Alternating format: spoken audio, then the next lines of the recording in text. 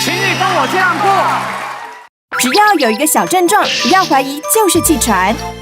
你曾经有咻的喘鸣声吗？这个大家就很明确了哈。每一次感冒，这个最常听到的。对。每次感冒都痰很多。那最后一个就是吃了以后1个礼拜跟我说，哇，黄医师你给我药好有效，我小孩一吃都不咳了。我说那你就不要再硬盯了，你的小孩就是气喘，因为我上礼拜给你开的就是气喘的药。哎，这里面其实只要1个，我们就可以怀。1个就可以，每一个小孩都气喘。我们家可可也是气喘。小孩总是在咳嗽，病情其实不单纯。过敏气喘怎么分？精彩内容千万别错过。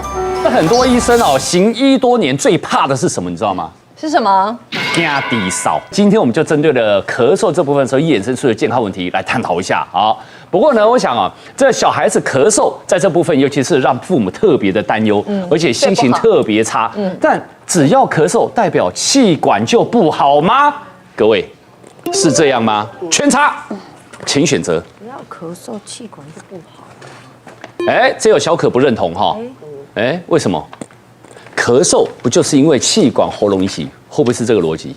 我们家以我们家基本上就有3个范本来看哈。我们家的最后面的老2跟老3，其实感觉呼吸道比较不太好。就是气管比较不太好，比较常常会可能一过敏啊，天气一变啊，或者像现在就是有的时候有时候下雨，有时候没有下雨，有时候大太阳，有的时候没有大太阳之后，他们俩其实比较容易流鼻涕，可是反而是哥哥的状况是他常常在咳嗽。但是我觉得3个里面是他生病啦，跟感冒啦，跟就真的有。因为咳嗽而去看医生的次数比较少。我儿子是有事没事都在咳，就算没有感冒也很爱咳嗽而且他咳声真的很可怕，很像那个狼狗或者是那种狼在山洞里面咳，是那种很洪亮的，但是又低沉的那种很大声。然后他每次咳声就是只要我们去餐厅，他一咳嗽，我一定要赶快把他嘴巴捂住，因为呢所有的人都会一直看我，因为他的咳声太恐怖。妈呀，家暴！他以为奇怪，为什么这样？因为想说有狼狗牵进来了吗？真的是那种声音，对啊，就觉得很烦恼。因为我就是看西医、看中医，也都找不出什么原因，不好治疗，对不对？对，他那个咳声真的是太吓人，好想听听看。没有，就默默赶快走开，默默走开，推到隔壁桌。对，不是我的小孩。好，但是黄医师，小孩子咳嗽，它跟气管健康的关联。到底是怎么样？当然，咳嗽你会想到呼吸道是合理的，但是其实从上到下，小朋友咳嗽的原因非常多，不见得跟气管有关，对不对？鼻子，比如说鼻窦炎，你会咳啊；喉咙这个发炎，你会咳啊；那再来就气管。再来肺炎你会咳啊，心脏衰竭也会咳啊，心脏衰竭也会咳啊，很多人心肌梗塞他是咳嗽一直咳啊，然后妥瑞氏症也会咳啊，像 Ivy 的状况就是他的门诊就憋着都不咳，我会说你回家录影给我看，对，那你反正现在手机随时拿出来，而且你还不能这样对着他录，你就要这样偷偷侧拍，对。你就可以录到他咳嗽的声音跟那个样子。好，所以呢，这个关联性看缓解很多，对，不见得是气管。我们这边把几个咳嗽的症状情况，我们稍微做一个整理，大家来看看有没有符合的哈。好，你的小孩会不会偶尔咳嗽，运动之后咳得更厉害呢？另外第2点就是咳嗽的时候痰音很重，以及第3，他的精神活动力其实还不错。精神活动力不错，感觉上就不像生病的样子。但这3点有没有符合的？来，有呢。有来，因为我们家老2他就是属于过敏性体质的小孩，那平常就会有一点就是那种，就是鼻子跟我一样，就是会一起床就一定要擤鼻涕，然后哈啾的，所以他在咳嗽的时候，他也会常常咳嗽，而且他咳嗽的时候会有一点痰音，甚至有时候会吐出痰。真的有痰，你看，真的有痰，可是他的痰不见得是黄的，有时候是透明的那种。然后可是他平常的精神状况什么都非常的好，那。当然偶尔他如果去做运动，是学校如果跑步啊什么的，他就会咳得比较厉害一点，所以他很少参与这样子跑步的东西。那小可嘞？我自己是3个状况都有但是不是都是发生在小朋友身上。像第1个是运动完后咳嗽，其实我在我青春期的时候，我弟弟就一直是这样子。因为他是跑田径的，所以他有时候短跑一跑完，因为都要练，早晨都要练嘛。有时候一练完呢，他就会咳嗽。然后我们是同一个学校的，然后有时候会咳到晚上都会稍微喘。后来他就真的变成气喘了。所以现在我儿子有的时候像他们冬天去下午会去练篮球，练完之后他会喘，然后会咳嗽的时候，我都先让他坐着。你有时候在跑步的时候张着嘴巴跑嘛，或者是有的时候要玩的时候，你都是张着嘴巴。所以有的时候冷空气进去的时候，就会造成支气管痒啊，或者是变干了，你就会想要咳嗽。好，然后跑完其实渴得要命，你还要等他喉咙有水，我就一定要先才能喝水。可是我真的有听过，真的就是小时候就是因为跑步，然后因为马上这样子灌水，而且是灌冷水，他就后来就变气喘。我发现真的只要运动就很容易会开始咳，然后咳的时候就没有办法继续，我就不敢再让他运动了，因为我又怕他会继续吐，他有时候会咳一咳以后有的会咳一咳到吐。对，然后我也不敢马上给他喝水耶，因为我觉得那样更容易呛到。然后就是可能后面的时候，等到他舒缓一点，我就给他含个喉糖或者是喝蜂蜜水，让他缓解一点。来，所以呢，如果有符合这种咳，它会是哪一种类型的咳嗽？来看看这种咳是运动型的气喘喽。什么是运动型的气喘？黄医师，其实很多小朋友运动完之后都会咳个2-3声，但是刚才小可或者这刚刚聊的那个故事，就是你可以明显发现。大家都不咳了，就是刚跑完步咳个2声 OK，大家小朋友都回教室，甚至都下课回家了，他还在咳。那通常我们运动过后30分钟以后，你还在咳，我们就会觉得怪怪的。你都已经整个身体都冷下来了，你怎么还在这么的敏感呢？表示你应该有可能就是这种运动型气喘。那大家可能想说喘，他没有喘啊，他只是咳啊哈。对啊，那我们就要了解。咳嗽就是气喘的前哨站，所以一开始很多孩子还没有严重到喘，他只是以咳嗽表现，那你可能就会给他什么喉糖啊，对，蜂蜜啊，就会让他让这个咳嗽的这个症状被掩盖住了。那你就没想到下次一次比一次严重，有一次可能就喘到不行，也要去挂急诊，要吸药。所以我想小朋友只要有这些。平常就有点咳，运动后咳得更厉害，而且比人家咳的时间又久，咳到那天晚上还在咳，然后痰音很重，不过没有生病的样子，那么你应该就可以想这个运动型气喘。假设气管就像一根珍珠奶茶的吸管好了哈，就那么粗嘛哈。那我们今天因为假设我们今天讲运动的时候，我们吸了冷空气、干空气，造成我们这个黏膜就开始水肿。那水肿以后就会分泌很多的痰，所以这个时候我们的管径可能就会变稍微细一点。那还没有细到让我们觉得不舒服，只觉得这个痰很讨厌，所以我们就想把这个痰咳出来。可是再严重一点呢？这个珍珠奶茶的吸管就变成铝箔包的吸管，那是细到就会开始有腻的声音。那个时候你就真的很不舒服了。所以咳嗽我刚刚说是前哨站，你再严重，那个喘啊、气啊就跑出来。对，是特别会过敏的小孩要小心吗？是所有人都会吗？有刚刚讲很多是2个，就他过敏源他也会诱发气喘，运动也会诱发气喘，但也有一些人呢，就只有运动会啊，平常还好，所以也有一些单独运动型气喘的这个案例。像我们家哥哥，他在他班上身高算是前3名的，然后你感觉他汗臭那么大，应该很会跑步。可是他每次跑完，他都告诉我说他会有点胸痛，或者是就是他跑最后1名，心痛了。我都觉得说不是来其他同学比较轻盈嘛。对啊，你胸多脏啊！不是，我就想说吃太好了。常常有医生问说他有没有气喘，然后我说没有听过说他有气喘，那我就不知道说到底是不是他其实有，我不知道，没有真的被医师判断出来，还是说他是运动型的气喘？对，其实我看过一个数据可能这个数据或许有一点多。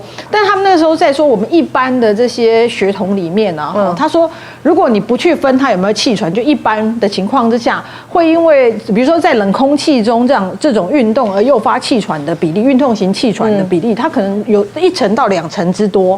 可他说，如果你已经是一个气喘儿，那你又因为你在冷空气中这样开始活动到你那个换气的量已经大到它本来可以承受那个可以最大换气率的几成以上，持续7到8分，持续一段时间之后，他可能会诱发气喘的比例就不是刚才1到2成哦，这群小孩子他可能这个时候出现气喘的比例可能是6到7成以上都有哦。对，所以这是不同的族群，就是说有些人确实就是他平常都没事，他只有在剧烈运动之后会出现这种状况。那可是如果你已经是气喘儿，在你运动一定的时间、一定的强度、换气到一定的比例之后，他被诱发气喘的比例会比这群小孩的风险更高。可是像这种运动型气喘，它是一种体质吗？李医师？对，其实我们如果说，小朋友平常有气喘，其实你可能就是要注意他运动的时候，本来就是很会容易诱发。但是有的小朋友他可能平常没有气喘表现，所以很多父母亲其实不知道想说，为什么他运动之后你就开始一直咳嗽，可是有的人可能会觉得说，很喘的表现。其实如果说我们以中医来看的话，这种小朋友很多他是属于虚寒型的体质，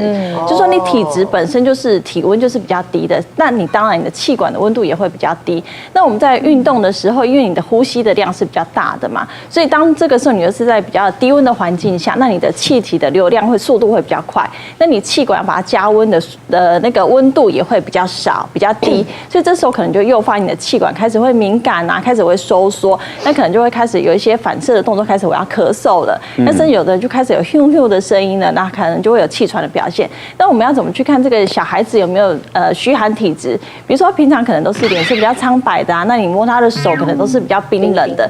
那他的相对下，他的肌肉量也是会比较不足，可能就是比较瘦。那其实虚寒的体质，那他就要诱发他有气喘的话，他可能就会容易长期下来可能会有一些注意力不足，因为他有处于一些比较可能大脑有一些缺氧的状况，他可能会容易累啊，或者是头重重的现象产生。所以如果说有虚寒型的小朋友的话，我们可能就要比较注意说，他可能容易会比较有诱发有运动型的气喘的产生。对。那如果小孩有运动型的这个气喘，可以加强训练吗？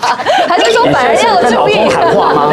反而要冷静，是不是？难怪我常常在我们后面像是听到有人在那个行军的精神打数，两个小朋友在那边，会不会这样反而让他更不舒服？就是要注意些什么呢？要注意什么？我觉得第一个，因为有可能这群孩子他现在是运动型气喘，可是未来是不是他其实可能也会对其他的过敏也发生让反应，所以还是要注意，比如说家中的这些比较常见的可能诱发的过敏源。第二个部分就是你明明已经知道他在冷空气中，就是只要比较剧烈运动就会出现这些症状，那你还要他大冷天去嘿咻嘿咻就太过分了。所以你可以先采取比较温和式的，然后锻炼，不要一开始就是他必须大量的换气的这一种是比较保险的。那应该怎么运动呢？黄医师。不过先强调一点，有运动型气喘的人更要运动，这已经研究告诉我们，你越不运动，你的身体的这个过敏反应会越严重。那当然是从少量渐渐增多，而且要规律。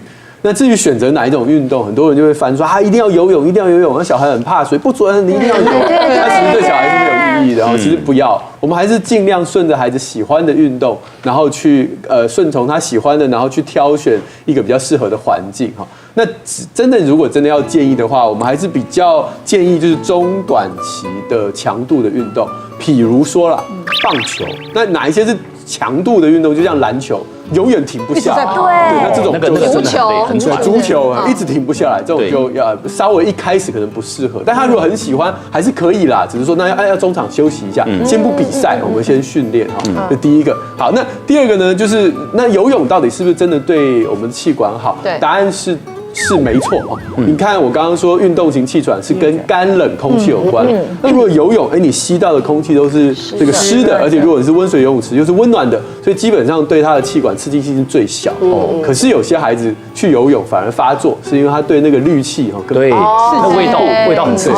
所以如果你的孩子刚好是这个体质，然后我都每次跟妈妈讲说，你可以去游啊，但是你不要买那个半年期的课哈，因为你可能上几次你小孩喘，你后面就是钱就浪费了。对，所以这种应该尽量是游户外的比较好。对，室内的氯气好刺激，是没有错。那第三个，运动前先暖身啊，有的时候天气冷，先戴口罩，去到那个训练的场合或有运动的场合之后，你再把口罩脱下来哈。然后这个比如说那一天刚好紫爆呢，就是不适合运动的环境啊，感冒的时候就请假，那最后才讲治疗。就说那可是我前面都做了，可是他每次运动完都会咳很久。我其实可以预防，比如说运动前30分钟，先吸药，吸气管扩张剂。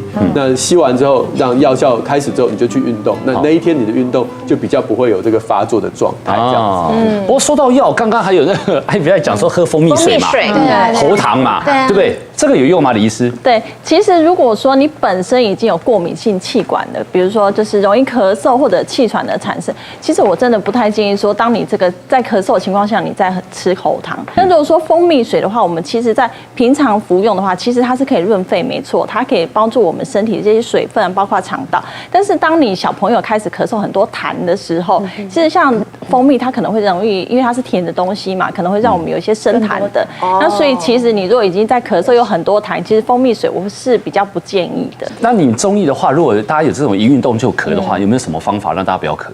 就是说，如果当你在咳嗽，不管你是因为感冒的咳嗽啦，或者是因为过敏咳嗽，其实我们可以压一些穴位，它是在我们脖子的后面的地方，就是你可以帮小朋友你把他头往后压低，好，我们可以找我们的颈椎，你可以摸在2根指头的地方摸到一个最高点，那是我们的第7颈椎。那你可能会摸到有2个，觉得都很高，对不对？那你让小朋友来脖子左右转动一下，往左右这样子看，左右看好。比如说你2根指头有摸到2个骨头都是高的，对不对？上面那一个会动的那个就是第7颈椎，那个位置就是正确的。好，那我们再往旁边差不多就是一个很直的一点点的地方，那个就是我们的定喘穴。定喘穴，对，定喘听起来就是说可以改善我们的哮喘嘛，气喘的部分，就可以平常自己这样子帮小朋友多按压这个穴位。两边一起。对，其实它这都是直接针对我们的穴位去做一个刺激。好，那平常你刚刚说那个喝水不要太冰，也不要太热。所以以室温或是温的，这是最刚好的。对，温稍微其实有点偏凉的那种温度就可以了。了解。姜茶可以嘛？哈，也可以。但是姜茶你不要给它用的太辣了，可能小朋友他也吃不稍微不能刺激啦，稍微稀释一下。对。那还有一种你说是要捏脊法。对，捏脊法。对，好，就是说我们小朋友嘛，你在家的时候，你可以把他就是让他趴在床上。那最好的时间就是他洗完澡，他身体都很温热的情况之下，那你环境的温度一定要把它调整在一个差不多25到26度是比较温的情况。然后你就让他脱掉上衣，他趴在床上的时候，你先从他的那个屁股的地方，屁股的脊椎的2侧。然后你用拇指去推，你可以加一点那个婴儿油或者是一些乳液，滑滑的，它比较不会痛。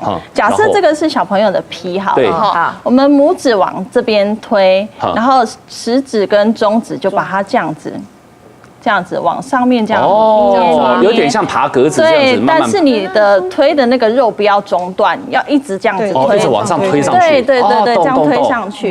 要很用力吗？其实你在它可以忍受的范围内，是可以捏起来这些肉的，把肉捏起来。好，然后它是在位置是在我们正中间，这个是脊椎嘛？对。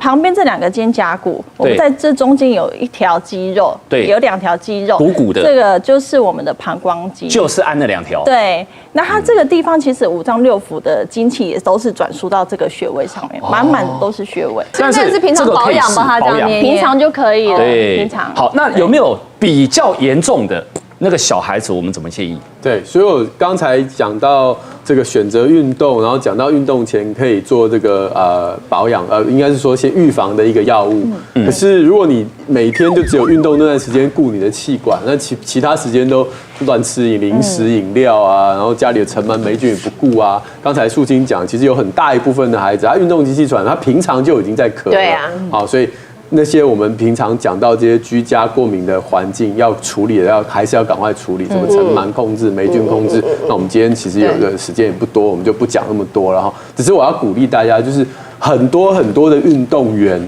都是因为医生跟他说你的孩子有运动气喘，所以更要运动，所以他们就被迫的要去运动，然后爱上运动，然后最后变成运动员。所以你看到那个奥运有很多时候。那个金牌得主，可能他有1/3半都是这个小时候有这种运动型气喘的，所以我们千万不要因为孩子运动会咳，你就说那就不要运动，这是错的，还是要加强运动，对，多训练。好，那么接下来呢，我们另外有3种这个症状，我们来看一下。好，你的小孩是不是经常感冒，而且都拖2周以上呢？还有睡觉比白天更会咳，以及食欲活动力方面则是没有问题的。好，这3点有吗？有。来，就是我女儿，就是我觉得是因为她过敏体质的关系啊，所以她你哪一个女儿？第二个哦，都是她哦。对，其他3个其实都不会，而且其他3个，而且她是唯一一个在出生的时候验过敏没有过敏的。那怎么会这样子啊？我觉得他是被后面的那种可能环境影响的，然后所以他特别的严重，然后他就是小的时候更是明显，就是常常会感冒，而且感冒就是会拖得比较久一点，然后而且他一感冒就会开始咳了就会开始喘，那所以那个时候医生常会开一个处方签，就是我们可能每个月要去领一个保养的，晚上睡觉要喷一下的那一种气喘药，然后确实是睡觉前会比较容易咳嗽，但他平常白天的食欲活动力都是没有问题的。为什么你4个只有老2会特别这样啊？是因为你在照顾的上面有差别吗？比如说其他3个睡房间，那个睡库房啊？然后不是，那个老2是从我不知道为什么他是从会吃副食品之后，他其实很少吃乳制品。然后我是天生的1岁以后我都给他们换羊奶，就只有他都没有喝到。所以我不知道是不是这种原因，或者是他本身的体质就是特别的容易这样子。为什么要笑？他就旁边接性温存，羊奶性温存。我说李时珍换你啦，你好烦。我今天讲到，就今天好像针对都是白开水的体质，因为他真的是里面比较不常感冒的。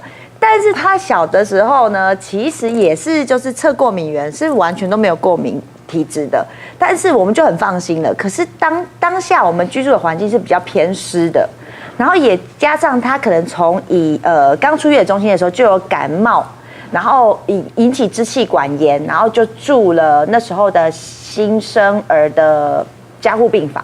对，就是隔离式的病房，然后医生就说要好好照顾，如果不好好照顾的话，可能会变成肺炎，然后就会诱发到你有气喘性的体质这样子。那我们就觉得那一次的照顾其实还蛮得宜的，所以后面就比较会放多一点心思在下面，在他身上。可是又加上老2跟老3接踵而来，你真的没有办法就 focus 太久，所以有的时候你真的会听到他晚上的时候会咳。可是白天的时候看到他，好像都很 OK 啊。昨天好像咳的又不是他，是不是又听错了？所以就反反复复这样子，1个礼拜、2个礼拜过后去说，他好像咳了真的有一段时间了。但真的要再去给医生看，医生又说他怎么咳？我就说都晚上咳个1-2声。他说那我就给你症状药，针对他如果有痰的话，你就给他吃，但他只是让他排出来。但如果你可以拍痰的话是最好，让他自己咳出来，你就觉得好像也不是那么严重，就不要吃药好了。就晚上啦，晚上大概那后来怎么好嘞？看机缘嘛。你看，你们家的老大真可怜。没有，因为真的人太多了啦，顾不了这么多。你这样子那顾不到，那 Vicky 怎么办？他4个我跟你讲，孩子在那种环境长大是福气，他的生命力会比其他孩子他会自己找到出口。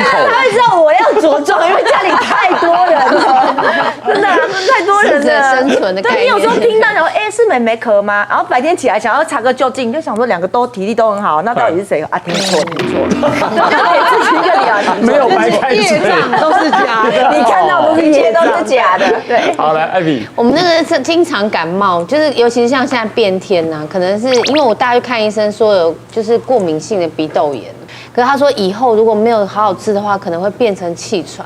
所以我就是一直在带他看医生，可是真的也是没有一个医生可以跟我说我要怎么样去做才是对他是对的。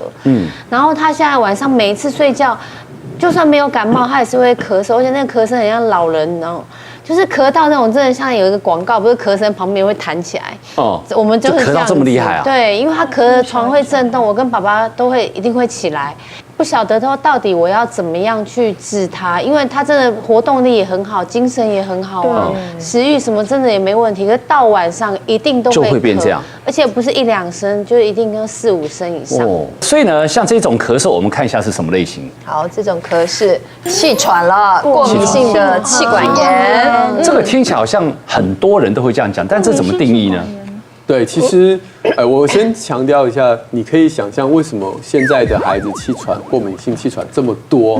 很多人都说我也没有，就像刚刚昌明哥讲，我验我也没有，他也没有，小孩验也没有，然后为什么长大以后就变成气喘？你有没有发现气喘其实跟工业化有关？所以你看，现在我们台湾大概工业化，大概是我们上一辈的事情哦。所以我们上一辈在怀孕的时候，因为工业化的这个空气污染的影响，他们基因就已经被搞坏哦。所以生下来我们这一代过敏就更多。那我们下一代差不多了哈。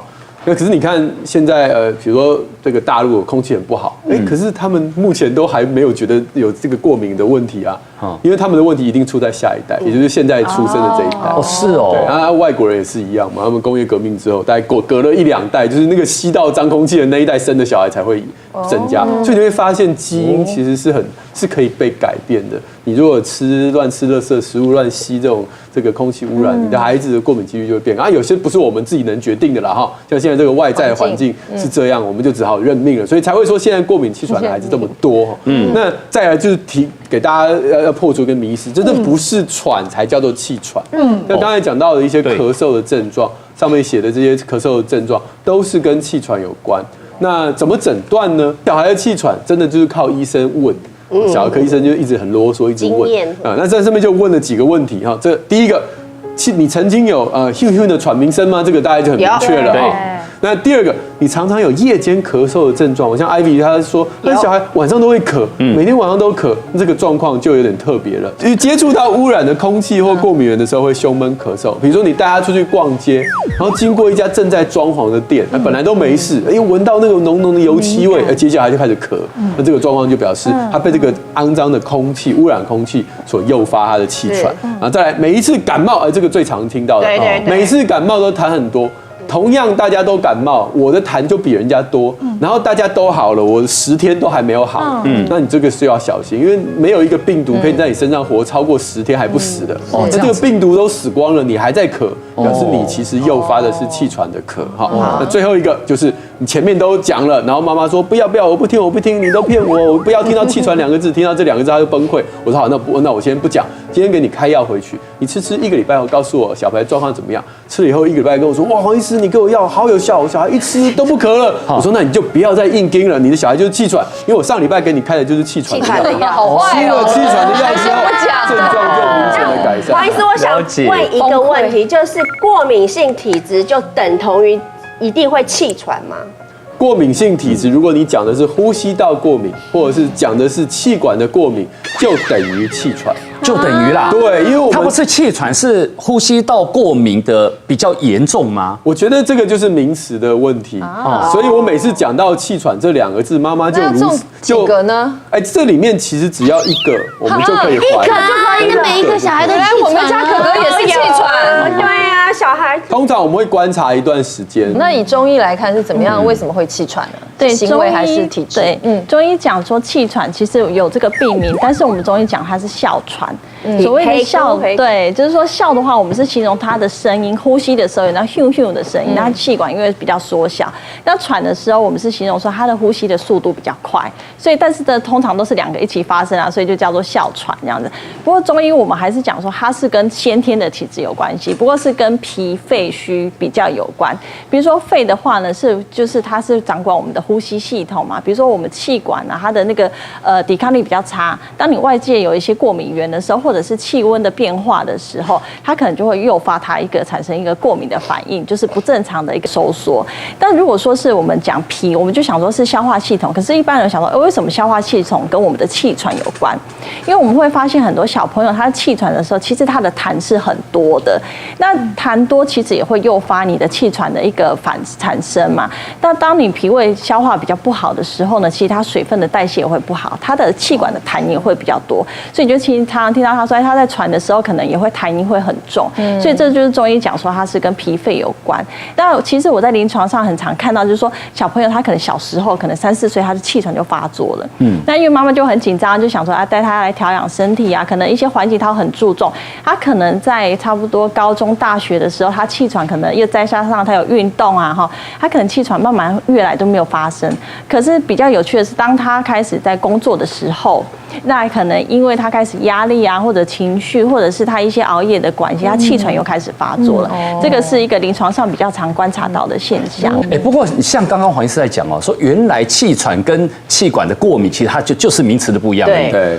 那我们有很多人根本不晓得啊，想说，哎，我们没有气喘，我们只是过敏哦。那如果到了长大，它会变得很严重，然后会变怎么走？其实刚才钟医师讲的完全没有错。小时候我们如果没有控制小时候的气喘不控制，比如让一直咳，对，那第一个当然你就如果严重的话，你就会常常跑急诊嘛，这当然对你是不好的。那如果没那么严重，比如说我都没有到喘，我只是咳啊，我放着不理它，那将来大概有几个可能。第一个就是我们6到8岁是一个关卡。超过6到8岁，有一些孩子之后就没什么症状了，而平常状况就很 OK 很稳定了。那这个时候我们算是他被控制了，但是他没有被根治，就被控制得很好。那你的孩子有可能就是那6到8岁之后，有1/3的就会一直持续。所以你如果小时候不控制好，也许6到8岁第一个关卡，你就会是那1/3还是继续有症状的人哈。那第二个就是你这个长大到了这个，尤其是很多我在门诊看到是生完小孩之后。他的这个整个生活压力，然后睡眠不足，然后这个妈妈一生完小孩之后，什么都生活都乱成一团的时候，他就症状就跟他的小孩一模一样。所以我们还是让孩子或家长知道说，你就这个体质，你好好控制它，6到8岁以后，也许你就没症状啦。或者是你长大以后，如果发生这些症状的时候，你会了解说，哦。我小时候那个气喘的体质又在犯了，我现在要开始好好再活到这个比较健康的生活的一个状态。那素心有案例吗？比如说最知名的应该是邓丽君，对，他们认为他应该就是气喘发作的时候。第二个就是林萃。就说事实上，这个有没有可能致命？可能，所以我觉得大家不要觉得说，哎，不要紧，反正就是咳。然后，可是我觉得比较有意思的是，有时候呢，一般我们认为说呼吸道就是你的气喘的过敏源比较常见，通常都觉得那就应该是尘螨呐。或家中的狗毛啊，有很多的狗毛啊，或者觉得说什么动物皮屑会呈飞扬的，或是甚至温差，有没有？他们发现说，当室内外温差超过7度的时候，其实就特别容易过敏。可是后来之前有研究发现，他们刚才在讲压力这件事情，有时候父母就是小孩的压力源，对不对？所以他们就发现说，在那边在有忧郁症的这些父母当中啊，其实他们小朋友啊，气喘的比例啊，好像也相对高。更有一个更进一步的研究发现说，这些因为气喘住院的小朋友。如果他们把它分成2组，就帮助他爸爸妈妈。如果其中有忧郁症，给予忧郁症的抗忧郁剂之后，他发现，这小朋友的气喘也会变好。所以爸爸妈妈的忧郁被控制了，小朋友的气喘也被控制了。所以呢，必须想说，某一种我们所谓的过敏源，可能包括压力，而压力其中之一就是爸爸妈妈有没有可能一些过度的压迫。之前有一个医生他说，他有一个小朋友，他们家里明明弄得很干净的，什么尘螨什么都弄得很干净，可是他一样的过敏控制的，他的气喘控制不下来。后来就发现他有很多的食物过敏源，比如说他对那种甲壳类的海鲜或什么都过敏。他发现他如果他同时控制了这个之后，他的过敏才真正控制下来。所以有时候你不能想说食物有没有可能诱发这个，好像也有贡献。但是咳嗽如果拖久了，会不会就变气喘？这个就是一样。因果是倒过来的，是因为他已经在气喘了，所以他咳很久，不是因为他咳很久所以变气喘。如果有这种咳嗽啦、气喘的问题，我真的是，做建议。我觉得我像医师讲的，我是生完小孩整个过敏的体质才发出来。我小时候没有，小时候都是我的家人，我就觉得你们怎么那么夸张啊！一大早起来鼻子是那种卫生纸一大堆，我都还很觉得我自己很骄傲，我没有。可是，一生完小孩，我整个人就是过敏性鼻炎非常的严重。之外呢，我变的是说，我有一次我就是感冒，我马上就爱拖就久久不去看医生，最后受不了去看。后来我发现我真的就有气喘，是哦，就是有时候天气一变太冷了，然后我就会开始。然后我就会听到自己有 "hu" 的声音，然后呼吸就开始很急，费力，对，就很费力很急。那我女儿之前就是医生会开那种处方签，每天喷一下，每天喷一下。那是她小时候，可是她现在已经就是比较大了，11岁，我就变成说我没有再给她去开那个处方签再喷了。但是她变成是她有时候感冒就会开始喘。听说你在他的那个吃的东西里面会有一点，就是我听说坊间有中医师说粉光参有好东西，粉光参会对那个不只是小孩啊，就是气管会有帮助，所以我就会把它撒在汤里面，鸡汤里面就会比较没有那个味道，然后就变成做那个香菇鸡汤这样子。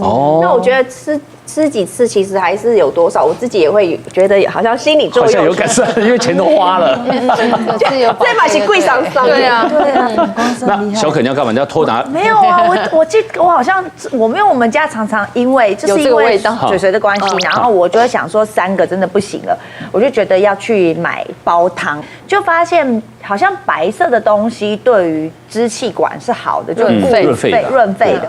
所以当我抓到那个煲汤料包的时候，我就发现哇，里面好多白色的，然后包括白木耳都有在里面呢，就汤里面都有白木耳。然后还听说就是那个南姜，因为我朋友也是小朋友他们好像也是家族性的。有就是过敏性气喘就对了，然后他就跟我讲说南姜对于小朋友好像有帮助，可是我也不知道，因为你听到姜，你就会觉得是不是跟体质会有一些关系，会不会太寒还是太燥的人不能吃姜，然后又怕小朋友会不会像我们家3个年龄层有1岁的、有2岁的跟4岁的，会不会年龄层的大小要给的量会不一样，所以南姜我就完全就不敢使用，只有放在那里而已。对，它是可以入到汤里面，还是要怎么使用会比较好吗？南姜是 OK 的吗？其实南姜我们中医它是一个中药，我们叫做高良姜。南姜的话，我们其实可以它讲说是我们气管身体里面一个除湿剂，它有一个散寒的作用，因为它当然可以温胃嘛，又可以散寒。那所以就可以让我们的胃里面的一些水气被代谢掉，所以你当然气管里面就不会有过多的痰在这边，让你一直好像想要咳嗽、想要喘。那如果说西洋参的话，它比较是属于性有点偏凉，所以有些他体质比较燥热的人呢，其实是可以吃西洋参。那我们西洋参做一些现代的药理研究的话，是说它可以对我们的免疫系统啦，或者是气管的一些，甚至还有改善我们的就是怎么讲，对抗感冒、预防感冒的功能。所以我们一般西洋参的话呢，它比如说有些人他可能有干咳的情况下，你是可以吃西洋参的。那只要白色的食材都是适合的吗？其实我们所说白色的食材，它是对应到我们的肺脏是没错。那刚刚讲说白木耳的话，它是因为它是偏凉性的，可能我会比较建议，就是说，当你发现小孩子他在咳嗽的情况下，但他的咳嗽可能他的痰是比较黄的，你觉得好像又有一点那种喉咙痛的情况，比较属于热性感冒或者是热性发炎情况下，其实白木耳跟白萝卜这种属性白的颜色白的食物都 OK。那另外就是说，比如说你白色食物，比如说像是莲藕啦，或者是那个山药，好了，它就是偏比较平性的。对，你一般想要调理它的体质，又不想要怕它吃的太寒凉的话，这个就可以。所以刚刚说的这些白色的东西都是怎么料理都可以有效吗？还是还得要煮汤还是什么？都可以，都可以哈。平常的食材就都可以的。对对啊 ，Ivy 还厉害 ，Ivy 还有一个是蜂胶棒棒糖哎，超厉害，是哪里买啊？因为只要小朋友生病啊，像小朋友咳嗽或喉咙不好，其实不太能吃甜的。什么保健食品？对，它是保健，但是它不能当药，不能当糖果吃啦，可能就是有用吗？小孩子，我觉得好像有用哎，因为每次出国他只要一咳，我都很害怕。哦，对，然后这个就是我之前有介绍面包超人，他也很喜欢。然后这是最近新货入盒，为什么买那么多都不给他那？面速利达姆的那个樱桃口味，那个我以前买过，它就缓和他咳嗽，对，它里面的或者是晚擦的，有擦的哎，晚上睡觉的，它是面速利达姆哎，对，擦喉咙的地方还有。对，它会渗透，然后还有胸部这个。外国人的话，他们以前会整片这边涂。对，胸部，然后热敷，然后他们说有比较，它的味道很好闻。什么百灵油，对不对？也是荡氏。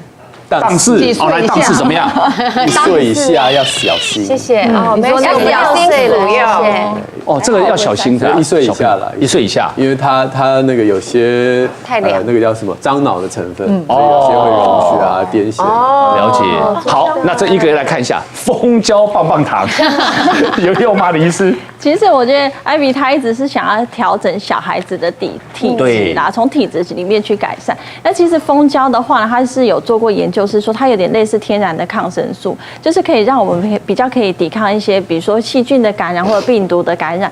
但是我们会担心说它有没有一些可能花粉的一些污染。所以小朋友如果对花粉会过敏的话，或许会诱发他的气喘的产生。那这个减肥有用吗？减肥是不是也可以减缓气喘的？对，我先讲一下那些咳嗽药，其实基本上呢都是治标啦，就是让你的这个咳嗽舒缓，但你没有解决根本的问题，所以我想我们还是面对问题，解决它，这个拥抱它。那大家刚刚讲到的是这个减肥，对，其实有帮忙。如果今天是肥胖的孩子，他的这个气喘的控制就会变得不好控制，用药也不容易缓解。所以其实只要让他的体重稍微下降到正常就好。所以文华姐的小孩如果只要稍微减重一点的话，就 OK， 就不会心痛，就不会喘了，对，就不会这么容易犯起来。对，然后你们不要再给那么多的压力。好了，我现在就是要准备带他去看医生，对，然后看看是不是可以治疗一下。那这个用药的时机跟有没有一些原则？好，来，那第一种就是叫气管扩张剂，那个就是让你的刚才讲说气管里面不管是水肿或者是收缩，让它变细了，我们吃这个药，让它变粗，可以瞬间的缓解你的症状。所以你去急诊吸的药也是气管扩张剂。那气管扩张剂的副作用就是会兴奋，所以很多小朋友吃了药以后晚上就不睡觉，因为太嗨了。所以气管扩张剂我们就是等于是救急的时候用。另外一个救急的时候用也是就是类固醇，而且是口服的。那这种状况就是你已经是不只是让它气管扩张，而且你还让它的发炎缓解。所以这个是口服类固醇是天霸王，下去就是希望你症状能够不要再发作，所以它也是急救用的。那急救用的状况就是只有严重的时候我们才会下这样的药物。对，就是你比如说你已经到住院了，或者是到急诊已经吸药吸到快不行了，那个血氧浓度就掉了，回家一定会给你开这个口服的类固醇。那既然它是口服的，那副作用大家就可以了解。你用太久啊，当然吃个1天、2天、5天，为了救命是没有问题。但你如果常常吃，那当然你的食欲大开，这个不是好事情哈，反而是会那个水牛肩啊、肥胖啊，然后各式各样的问题都会来。那真正我们要让它的气管渐渐稳定，是后面2种是可以比较是长期用的。第一个就是吸入型的类固醇。那个人说，刚刚不是说类固醇其实只能紧急用？因为吸入型的类固醇它的量是紧急的，大概1/500，量非常少，然后它只作用在你气管上，身体没什么吸收，所以基本上我们是拿来平常保养，让你的气管平常的小孩平常保养在用。对，让你冷静一下，稳定一下。那这段保养的期间，不是爸妈就什么事都不做，这个时候你就开始要尘螨要控制啊，霉菌要控制啊，不要吃零食啊，早点睡觉啊，要开始建立运动的习惯啊。等到你的身体的这个底基打好了之后，我们这个保养药物当然就可以慢慢停下来，就没有要用一辈子的没这回事。所以这个是平常保养用，连续用可能2个月、3个月，渐渐就 OK 了，没什么特别的副作用。那有些妈妈就是已经解释这么多了，她还是听到类固醇就想逃跑。那既然解释都没有办法安抚妈妈的心情，我们可能会用第2种保养药，就是我们传说中的心流有的白山烯素拮抗剂名字太长，我们就是心流，习惯就这样讲。那这种药也是没有什么特别的副作用，那它也是让我们的免疫系统冷静一下。唯一的副作用是大概有一些小孩吃了心流会脾气不好。对，你年纪越小越明显。所以台湾的妈妈真的太担心气喘这件事情，又很害怕类固醇这件事情，所以你会发现每次3伏贴的期间呢，这个大排长龙，3天预约就全额满。真的。可是他们的门诊就门可罗雀嘛，你大概说有个类固醇。